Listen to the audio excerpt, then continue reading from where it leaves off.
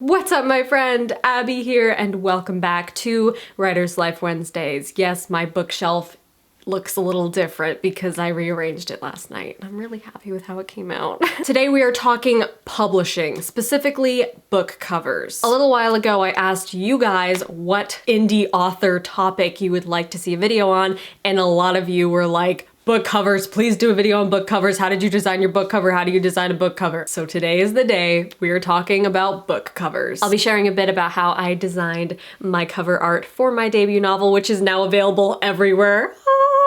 Also, I'm just gonna talk in general about how you can design your own book cover that will look amazing and what catches the eye when looking at book covers, because we all know everyone judges a book by its cover.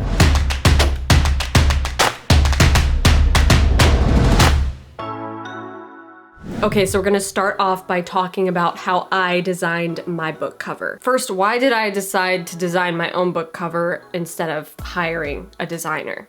That was totally preference. Anyone who knows me knows that I like to do pretty much everything myself. Hence the reason I'm an indie author.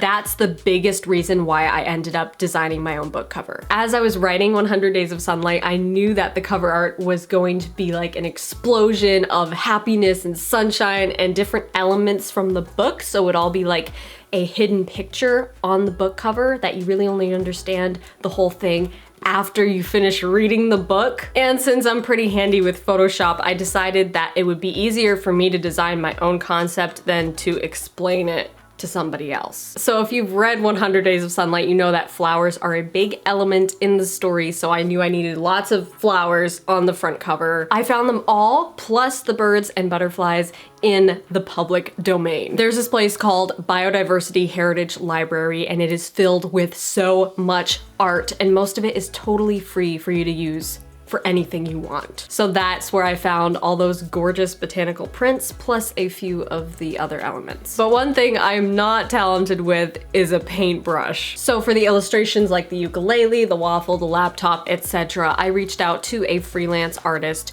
who I worked with to design those elements specifically. I met Stasia, a super talented illustrator on Fiverr, and she made my ideas a reality. Her watercolor illustrations ended up pairing perfectly with all the other illustrations that I'd already chosen for the cover, and it just came together so beautifully. So like I said before, I have a little bit of experience in graphic design and Photoshop, so it was actually super fun for me to go into Photoshop and play around with this design. I started with the typography and then kind of just worked all the elements in around the title. I ended up loving this cover and how it came out, and a lot of you guys loved it too, which makes me so happy. But enough about my book, let's talk about you and how you can design your own book cover.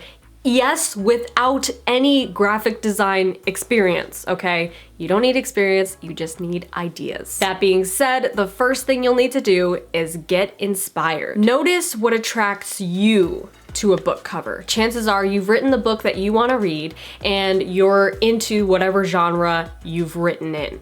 So as a reader of that genre, what is it that attracts you to a particular book when you're just walking through a bookstore? Trust your own instincts and tastes as a reader before you trust what somebody else tells you is good. Just like we talk about with storytelling, the best way to learn about a thing is to just observe and analyze. What is it you're attracted to? What is it you love in a story? What is it that you love in a book cover? And it's 100% okay if other authors' book covers inspire you. When I was designing the cover for 100 Days of Sunlight, I was very inspired by the cover art for Everything Everything by Nicola Yoon and The Queen of Hearts by Kimmery Martin. My final product looks totally different from both of these, but the style, the concept is definitely inspired from art that I have seen before. I would recommend saving any image that inspires you about your book cover to either a folder on your computer or a Pinterest board. It's so nice and so convenient to save all your ideas and inspiration in one place so that when the time comes to sit down and design your book cover,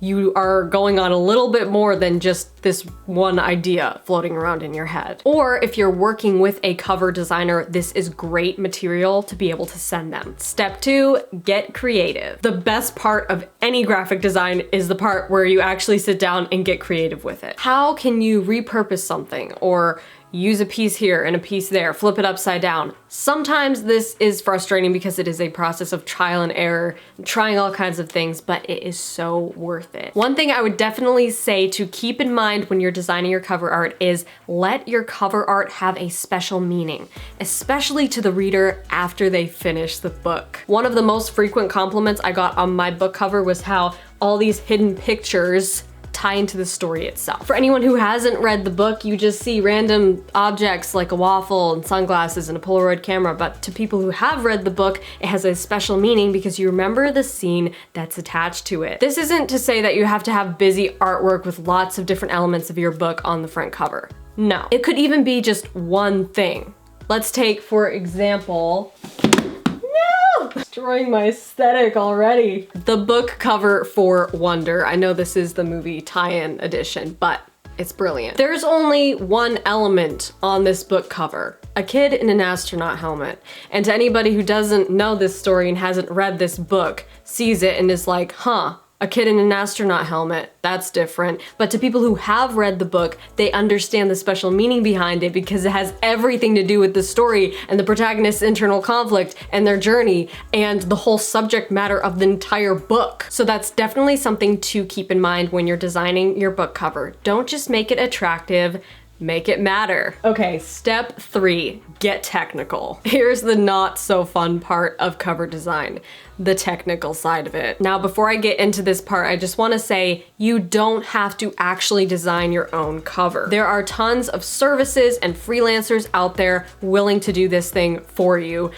but for a price. So you might have to hunt around a little bit to find a designer that's perfect for you, but a great place to start is Reedsy. Not only can you browse tons of beautiful book covers, but you can find amazing professional designers who will work with you to create your own amazing book cover. This is not sponsored at all. I just think Reedsy is a great community and service for indie authors. Definitely check out what they have to offer. I'll leave the link in the description box below. Now, if you are a little handy with Photoshop and you want to try your hand at designing your own book cover, there's a few things that you'll want to keep in mind. First, you have to make sure you're using the right dimensions. You'll want to figure out beforehand what your trim size will be for your book. A good standard size is 5.5 by 8.25, but if you're planning on printing a slightly larger trim size for your hardcovers, better just set that at 6 by 9, and you can downsize if you need to.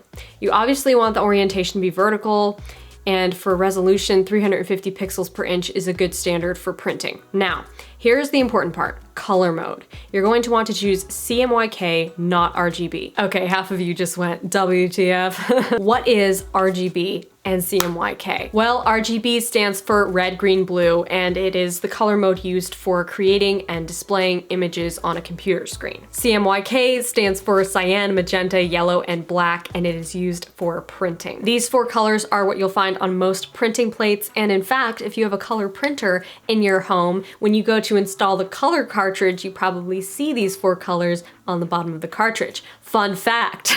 Basically, monitors emit light and paper absorbs light, so the color modes have to be different for printing. No big deal, you just choose CMYK when prompted and go on your merry way of designing your book cover. Now, this is not a Photoshop tutorial, so I'm not going to be showing you how to navigate through this software and create your own cover art. Maybe I will one day, but for now, I will leave it there because there are tons of Photoshop design tutorials on YouTube by graphic designers who are much better at this stuff than I am. So right now you might be thinking, Photoshop looks so complicated. Can't I just use Canva or PicMonkey or something like that? I wouldn't recommend that. Not that these aren't great designing apps, because they are, but they're built for designing images for the web, not necessarily for press quality printing. You need to be able to change your color mode to CMYK and make sure you have good resolution and bit depth, or else your cover art will not print well. Also, apps like Canva and PicMonkey are purely cloud-based, which kind of freaks me out because you have to be able to access and edit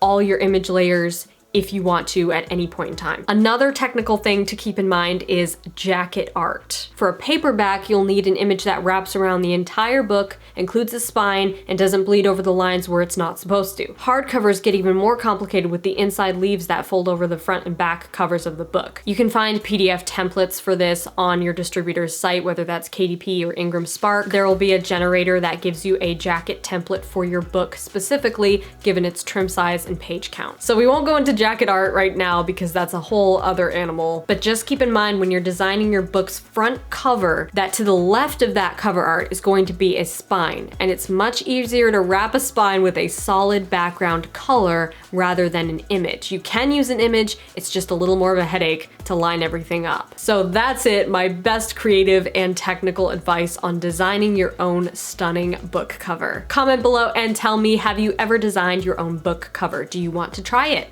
Really, anybody can do it.